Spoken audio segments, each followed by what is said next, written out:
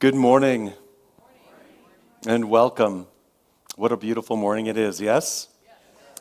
You know, today I'd like to talk about the idea of transformation. We talked about the phases of transformation last week, and this week I would like to talk about a labyrinth. The idea of a labyrinth as a form of transformation, both physically as well as a spiritual inner practice of transformation. It's also a beautiful metaphor that we use for our spiritual community and belonging at our spiritual community. Does that sound okay with you? Yes. Wonderful. Well, in the beginning, the Greek myth of the labyrinth first came out, and the first labyrinth was built by the innovator, the architect, the sculptor, Daedalus. Do you remember that? He built it for King Minos of Crete. And he built it because his wife was cursed by Poseidon and gave birth to a minotaur. Now, his wife was cursed because King Minos received a white bull from Poseidon to be used for an offering, a sacrifice, and he didn't use it for a sacrifice. Instead, he kept it, and so Poseidon cursed his wife. Now, Daedalus then came along, and he was asked to build a labyrinth that was very intricate, that was confusing, that was designed to entrap the Minotaur. How many times in our life have we heard this story? Just yesterday. It's just amazing. But if you think about it, how many of us have our own inner Minotaur? How many of us have that fear, that uncertainty, that doubt? How many of us have that ego that we're trying to hide, that we're trying to push down? How many of us have those things that we are attaching our blame, shame, and guilt for, and we want to trap it and push it down and hide it so no one sees it? That's a pretty human condition, right? It's like the ego is in charge. The ego is running amok, and if you're into Ken Wilber, it's that first tier consciousness running amok. Our ego driving all of our behaviors. And that's the ego that's pushing down all of these things, all of our inner Minotaur, when really all they really need is for us to bring it out into the light and to give it love. To give all of that blame, shame, and guilt love. To give all of those fears, uncertainties, and doubts love. That's all our inner Minotaur needs. Now, the idea of the labyrinth has evolved over time. It's no longer a trap. It's no longer something that we get lost in and hide, right? It's a single path. There's a single entry point. There's a single path around it to the center. And from the center, there's a single path, that same path out to the outer world. So it's not a thing that we're trapping anymore. It now has become a ritual or a way in which we can move through life with ease and grace. So the idea here is that we've shifted and evolved our thinking of this thing called the labyrinth into something new. Now, this picture of the labyrinth on the screen here has a very special story. This picture is a picture of my mom's labyrinth and my brother Dave's property. So here's the story. 13 years ago, we were approaching her 82nd birthday, and my brother Dave said, "What can I get for Mom?" And he remembered how Mom loved to talk about the labyrinth at Unity Village, Missouri, when she was there, how she loved to walk the labyrinth. So he decided, I'm going to build a labyrinth up in Overgard on his cabin up there. They had a lot of property. And he told Mom, for your 82nd birthday, we're going to build you a labyrinth. And she said, right. Well, so Dave set the intention with unwavering doubt. With unwavering doubt, he said, I'm going to build Mom a labyrinth. So the first question was, where am I going to get the materials? Well, a few weeks later, one of the neighbors had a pile of rip-rap rocks. Do you know what those are? Those are the 4 to 6 inch stones that you see that are outlining the path. He had a pile of them. And so he gave them to Dave for free. 14 Bobcat tractor loads later, he had the perfect amount of stones for the outline. A few weeks later, a different neighbor had decided he had too much ground cover for his property, and he piled it all in the street. And Dave drove by and said, "Hey, would you mind if we take that?" And he said, "No, absolutely." He was more than grateful for Dave to take it. And again, it was the exact amount needed. It's a true story. So Dave set the energy in motion. He set the intention, and he put the energy with unwavering faith in motion, and he got everything that he needed. Does this sound like something we know? Does this sound like the law of mind action? Does this sound like a prosperity principle? Yes.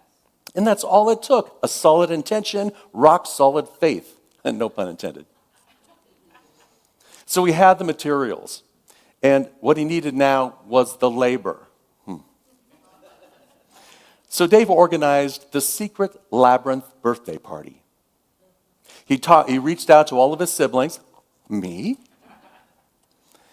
He got my daughter Erin was involved. She was 16 at the time. My brother-in-law Rick came along, and so we all flew in secretly to Phoenix Airport. Dave and his wife Jan picked us up and brought us up to Heber Overgaard, which is a couple-hour drive. And he dropped us off at the back part of the property, and we all hid behind ponderosa trees and bushes. My parents were already at the cabin, so we drove up to the cabin. It was a beautiful day. And he said, "Why don't we go for a walk to stretch my legs after this long drive?" And they said, "Sure, let's go ahead and do that." I'm going to read to you Dave's own words for the experience that occurred. So Dave, my dad, and Jan, and my mom started walking down. And as we approached the area of the labyrinth to be, Mom noticed, "Hey, there's somebody out there," with a bit of concern. Hearing that, my brother John stepped back and pretended to take a leak on the ponderosa.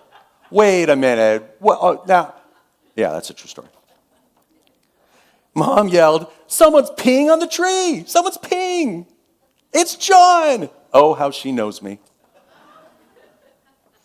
The surprise was sprung, and after that, one by one, my siblings, my daughter, my brother-in-law, everyone jumped out one by one and said, "Surprise, happy birthday! Surprise, happy birthday!" Mom was floored. It was unbelievable. So here we are, the family, and over the next weekend, we assembled this labyrinth. We put it together. Now, it's a labyrinth designed after San Vitale in Ravenna, Italy. It's 58 feet in diameter. So just laying out that map was a project in and of itself. And then we started at one side building the labyrinth and filling in with the rocks. We've laid all of the stones by hand, and of course the rocks we would bring in the Bobcat, which Aaron got to drive, pour in some gravel, and then we would smooth it out by hand. And I have to tell you, it was a wonderful experience. And at the end of the weekend, we were tired, we were content, because we had built 1/3 of a labyrinth. Now in my mind, I'm thinking, "Hey, Dave, good luck building the rest of this labyrinth over the next 2 years." But his faith was steadfast. Within 2 weeks, someone called him. It was the youth director for the church that his kids used to go to as teens. Well, they had come up before and used their cabin and stayed there and then moved on. And they were on their way in a month or so to New Mexico, and they wanted to stop in Heber Overgaard and stay there. And Dave said, "Absolutely. But would the teens be willing to help me on a little project I have?"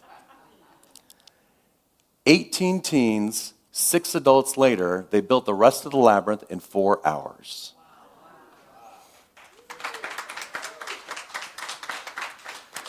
Now, this is a powerful expression, a powerful example of what Lisa talked about, the law of mind action. This is a powerful expression and example of our prosperity principles, that when we hold an intention with good intent, when we hold it with absolute faith, the universe opens up for us, and we begin to move through it with ease and grace. Yes? Yes. So the labyrinth is a very powerful idea. And it can be used, I love it because for me it's an active form of meditation and affirmative prayer. It's a very solemn act when you're walking in, very still, in the stillness, getting to the center and walking out. For me, it's a very active meditation and practice. but it can also be applied to an inner spiritual practice that you can apply anytime, with any situation, with any circumstance, with anything going on in your life, whether it's positive or you might consider it negative, whatever's happening in your life. This spiritual practice is one that you can take in and do in the moment. It's also a wonderful metaphor, as I mentioned, for the process and the phase of how we belong in community. So here are the 4 phases of the labyrinth as a spiritual practice. The first phase is discovery and decision. You first have to discover that there's a labyrinth, that there's an opportunity present in a situation, yes? Whatever the situation that you're in, can you see that there is an opportunity in it for your own spiritual growth, for your own development, for creating a different experience in your life? You have to discover and awaken to that. So the discovery phase is like the aha moment. You may be in a class and you're like, oh, this is what John's been talking about. You may be along the road and seeing something or hearing something and have that aha moment, some insight that you didn't have before. It's an awakening. And it's an opportunity and an invitation to deepen your spiritual understanding. It's an opportunity to deepen and grow spiritually. Now, we can have that aha moment, right? And you can find that labyrinth. And there are hundreds of labyrinths in California alone.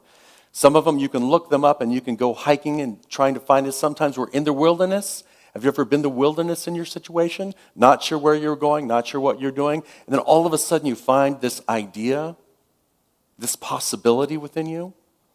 And now you have the choice, the decision to enter or not.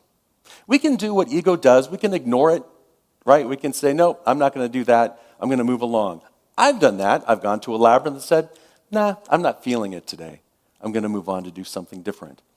Sometimes it's our ego saying that needs to be right, that's operating below the line, that our ego that wants to be in control of everything and saying, no, I don't need that. Those other people need that.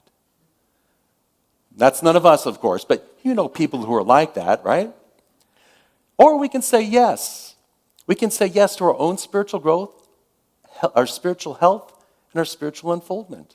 It's just saying yes and being willing to step forward. So the first phase is discovering and deciding. The second phase is the entry. We're stepping onto the path now. We're moving into the labyrinth.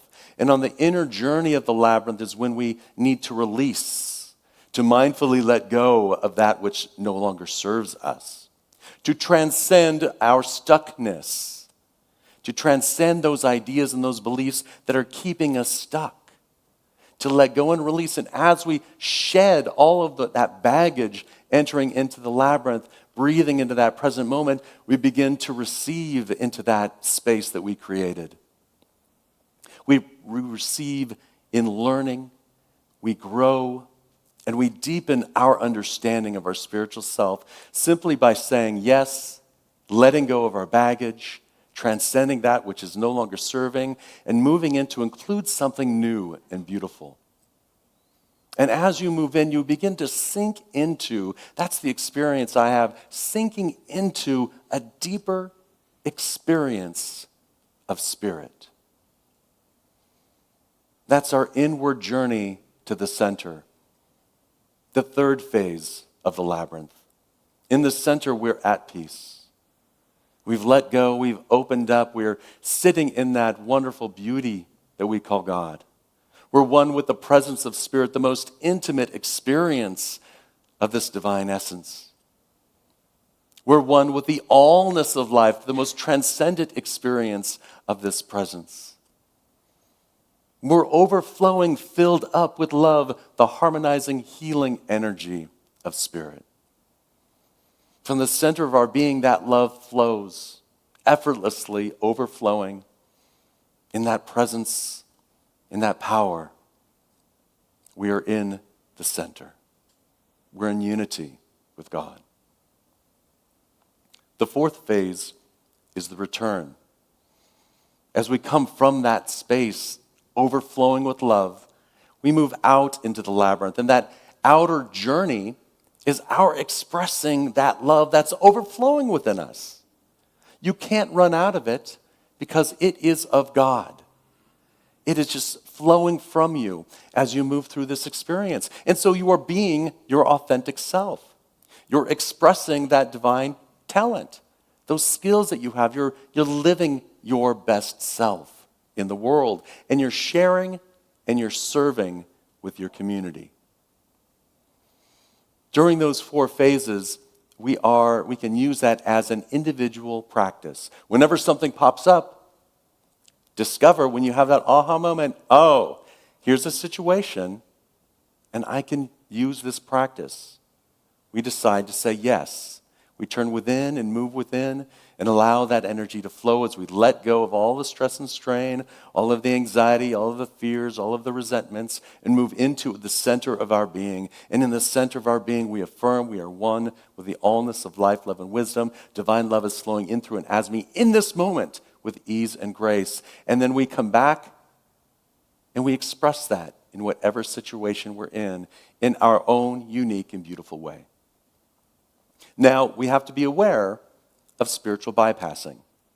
Have you ever seen a little kid go through a labyrinth? Anybody see a little kid go through a labyrinth? Yeah. How fast do they go? It's like light speed. When do we do that with our spiritual practice? When are we running through the maze to get to the center? I'm there, and then running back out. And bypassing really the spiritual activity of being in it, of the journey itself.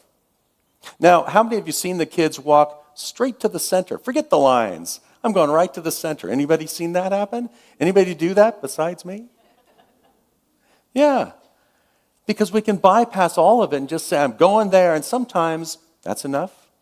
But what are we not doing? What are we not letting go? What are we not taking in? What are we not giving space to? There is the fear, uncertainty, and doubt because there are other people in the labyrinth sometimes. Have you noticed that? There are other people in our experience in life, and we may be fearing what other people think of us. That uncertainty and that doubt keeps us restrained. Our own resentments may keep us restrained. And we can choose to ignore the problem altogether and know we're all in this together. This is the human ego condition. This is our shadow self. This is our pain body, whatever you want to call it. We all have it. And sometimes it's us. It's our inner minotaur. So instead of trying to trap it, push it away, hide it, control it, just bring all of those fears, uncertainties to the light and give it love. Allow that love to flow with ease and grace. So we can put this practice into action daily for positive things and for negative things. So if you have an experience that's just off the chart, can you take a moment, take a breath and decide, I'm going to do a labyrinth experience. I'm going to take it in. I'm excited about it. I'm loving it. It feels so good. I'm going to let go of any attachment that I have to that feeling and just be in the feeling. You know that attachment? That fear that it's going to go away soon? So just let go of the attachment, get into the center, and be in the joy of spirit. And then come out and express freely that joy, that enthusiasm, that bliss by giving to others, by serving others, by being in relationship with one another. All it takes is for us to say yes. That's the first step, to say yes and put one foot in front of the other, one step at a time. Let's move to our affirmation, Felix. This is a long one. Are you ready? Are you ready? Nudge your neighbor, wake them up. I'm going to read it once and just soak it in. And then I'm going to invite us to read it together and affirm it together. Called to a higher vision, I say yes and I let go. I enter into inner space with ease and grace, I glow. At the center of my being, God and I are one. I step out in faith, offer thanks, it is done. Let's take that thought into our time of meditation and affirmative prayer. I'll invite you to take a nice, deep, cleansing breath. To close your eyes if that feels comfortable or soften your gaze. And before us lies the opportunity to move into an experience of deepening our connection with Spirit. And so I say yes. Breathing into this present moment, I let go of my stress. I let go of my strain. I allow whatever thoughts I have to just gently drift by like the clouds in a beautiful, beautiful day.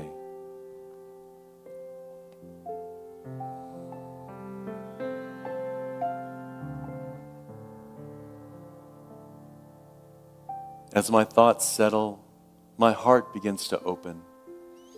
My emotions are at peace. I release and let go of any stress or strain, any frustrations, anything in the past, and just be present to this present moment in God. Each breath, an inner step towards the center of my being.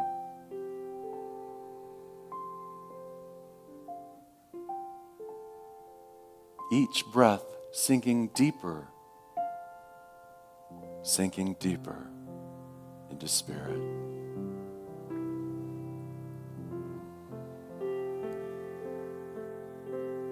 At the center of my being, there is stillness, infinite peace, the harmonizing energy of love.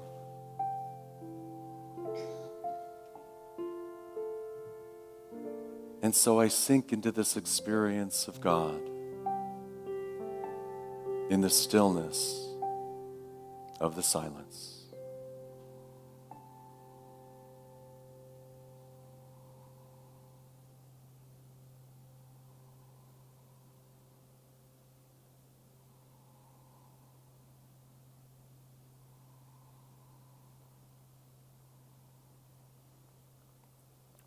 Filled with infinite peace, overflowing with divine love, I allow that healing, harmonizing energy of Spirit to flow in through and as me.